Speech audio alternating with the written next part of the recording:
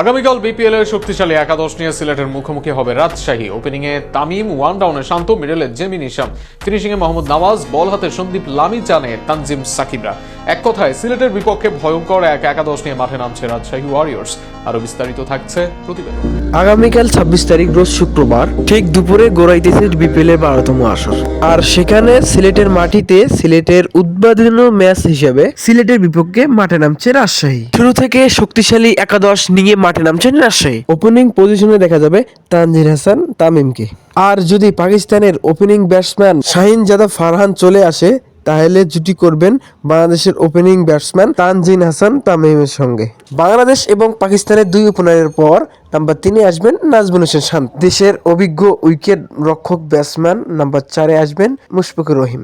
Number 5-এ দেখা যাবে কিমিনি allrounder Jamie নিশানাঙ্কে। ফিনিশিংয়ে দায়িত্ব থাকবেন পাকিস্তানের অলরাউন্ডার মোহাম্মদ নওয়াজের উপর। ইতিমধ্যে পাকিস্তানের অলরাউন্ডার মোহাম্মদ নওয়াজ দলে যোগ দিয়েছেন। নাম্বার 7-এ দেখা যাবে এস.এম. মেহরাবকে।